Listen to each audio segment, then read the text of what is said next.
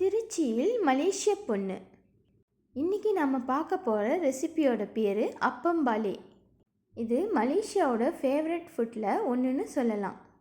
இதை அதிகமாக பசார் மரத்தில் மட்டும்தாங்க பார்க்க முடியும். இது என்னோடய ஃபேவரட்டும் கூட. மாதத்தில் 2 தடவையாவது வாங்கி சாப்பிட்ருவேன். இப்போது இது எப்படி செய்யுதுன்னு பார்க்கலாம். ஒரு பேனில் எண்ணெய் எதுவும் ஊற்றாமல் கடலையை மிதமான சூட்டில் போட்டு வறுத்து எடுத்துக்கலாம். பாருங்கள், கடலை நல்லா வறுபட்டுருச்சு. இதை கொஞ்ச நேரம் நம்ம ஆற விட்டு இதோட தோலெல்லாம் நீக்கி அரைச்சி எடுத்துக்கலாம். இதை ஆற வைக்கிற டைமில் மாவு ரெடி பண்ணிக்கலாம். இதுக்கு நான் 2 கப்பு மைதா மாவும் 1/2 கப்பு சீனியும் எடுத்திருக்கேன். இது கூடவே கொஞ்சமாக பேக்கிங் சோடாவும் பேக்கிங் பவுடரும் சேர்த்துக்கலாம். கூடவே இதில் ஒரு முட்டையை உடச்சி ஊற்றிக்கலாம். இப்போது இதில் தேவையான அளவு தண்ணி ஊற்றி நல்லா பீட் பண்ணி எடுத்துக்கலாம்.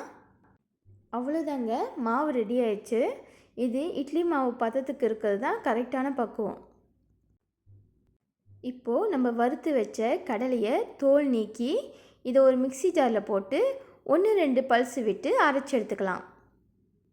தோசைக்கல்லில் மாவை மொத்தமாகவும் இல்லாமல் மெல்லிசாவும் இல்லாமல் இது மாதிரி ஊற்றிக்கலாம். பபிள்ஸ் வர ஆரம்பித்ததும் இதில் நம்ம அரைச்ச கடலையை தூவி கூடவே சீனியும் தூவிக்கலாம். இது கூடவே கொஞ்சமாக பட்ரு சேர்த்து இதை நம்ம மூடி போட்டு வேக வச்சுக்கலாம். இதோட கீழ்ப்பகுதி ப்ரௌன் கலராக ஆனதும் இதை நம்ம தோசை மடிக்கிற மாதிரி 2ஆக மடிச்சுக்கலாம். இதோட மேல் பகுதியில் கொஞ்சமாக பட்ரு அப்ளை பண்ணி இது மாதிரி கட் பண்ணி எடுத்துக்கலாம். அவ்வளோதாங்க, நம்மளோட சிம்பிளான டேஸ்டியான அப்பம்பாலே ரெடி ஆயிடுச்சு.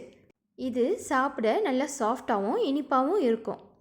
நீங்களும் உங்கள் வீட்டில் செஞ்சு பாருங்கள். நம்ம சேனலையும் சப்ஸ்கிரைப் பண்ணுங்கள்.